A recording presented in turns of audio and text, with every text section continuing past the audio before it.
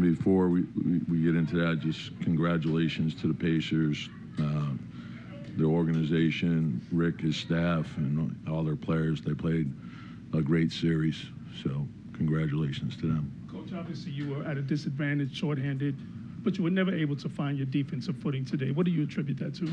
Yeah, we started slow, and they're a good offensive team. We made a run. I thought the end of the second we played pretty good. We got some activity going. Then we made a run in the third, and then we fell short. We just, I thought guys gave everything they had, and that's all you could ask. And so it was a battle all year, and there was nothing left to give at the end. Do you know when Jalen broke his hand? I don't know exactly. How tough is it for his season to end like that? Yeah, just, it's unfortunate. You hate to see all the injuries, and, Josh and OG just to try to give us whatever they had. It says a lot about them. And then, it was hit after hit. That's part of it. And the guys responded all year long. So, I'm disappointed in the sense that we're not going to play anymore. But I thought they were a great group to be around, and they gave everything they had.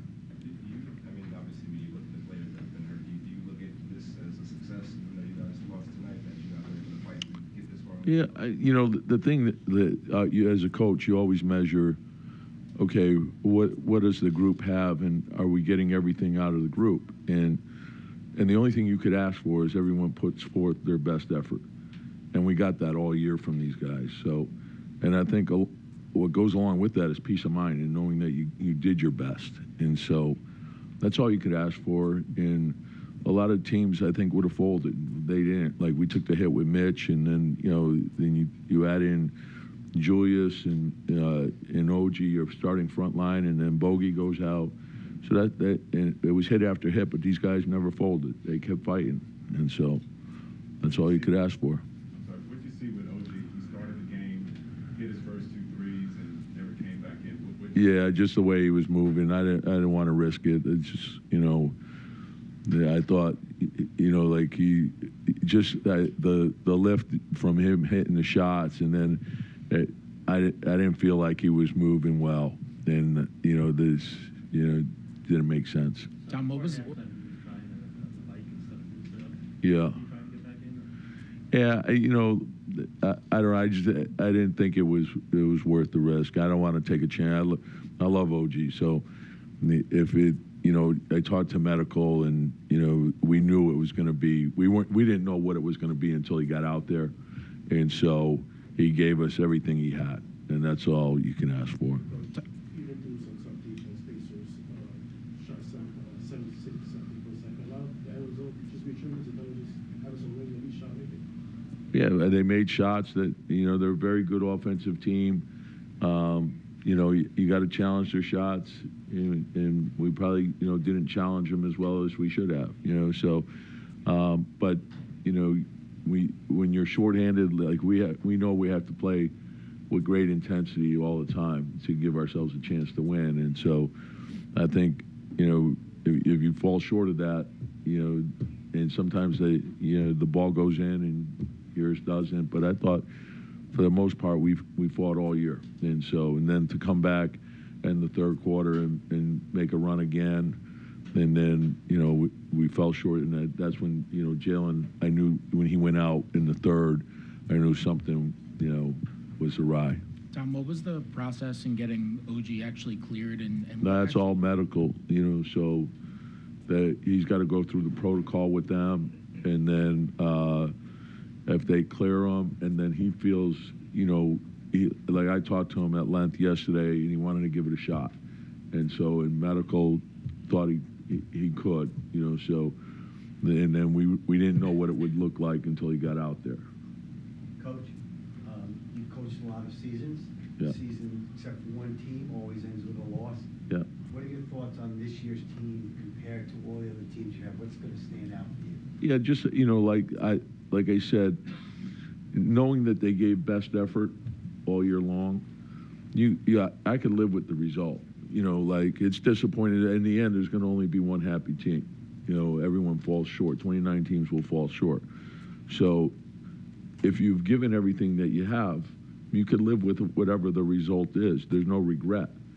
And so this team fought like crazy. I think in many ways they exceeded everyone's expectations, except probably our own. We wanted to keep going, So we always had the belief that we had enough, whoever was in there. So. Tom, I know it's hard when a season ends like this, but can you talk about just what Jalen did this year? I mean, he was the only starter left but by the end of the year, from the beginning of the year, and what he went through. Yeah, I think, it's a testament to who he is, too, because when you look at his season last year was remarkable, and then his playoff run last year was remarkable, and then to take the step this year that he's taken, it says, a lot about who he is, and he's never satisfied. He always wants to do better. He always, and that's what I love about him. I love his mentality, and and I think it permeates the team. It's like when you see someone with that approach and the fact that he cares so much about his teammates. He's a great leader. What Josh gave us, it's hard to measure Josh just because of all the intangibles. And I thought Dante had a terrific season. And then Deuce, the way he stepped up, and I think he's found his footing, and he had a terrific season as well. But we had a lot of guys step up. Isaiah really had a monster season for us as well. Jericho gave us really good minutes. Precious gave us good minutes. And so you don't want to see the injuries that we had, but that's part of it. But then oftentimes what comes from that is the opportunity for other guys to get in there and get something done. And that's what I was proud of, is there was no excuse making. It was let's just find a way to win. Coach, you talked about cutting the lead to 7 in the third quarter. Then you had 3 straight turnovers. Yeah. What did you see in that action? Their ball pressure. Yeah, and that's the thing. It's our margin of error is really tight, and so the defense, the rebounding, and the low turnovers, and obviously our defense wasn't there. The rebounding we fell short. The turnovers, were low, but we had the costly ones in the third quarter. We had a small window to maybe crawl back into a 7, and then you have 2 bad possessions, and that changes things. The same thing happened in Indiana, and it was 5 in the third quarter, and we had 2 loose balls that turned into 2 threes for them. So that's sometimes that's the way it goes. A couple more games of the summer and next season. What does this team need to take the next step? Yeah, and it's hard to say like right now because it's raw, and you haven't had a chance to dig into everything, and so we'll get a chance to do that, and then to sit down and we have draft picks. There's free agency, there's all that stuff, but also to dig into our team and lock into like how we can get better and make another step. And so there's the internal development, then there's the draft, which you always can add talent there, and then free agency and the trade. So we'll dig in deep, but usually what we try to do is take a couple of weeks just to recharge, and then do the deep dive, and then figure the plan out. So many guys missing, but would you like to see a chance to see this group come back? Well, I love the group. You couldn't, as a coach, you couldn't ask for a better group. So,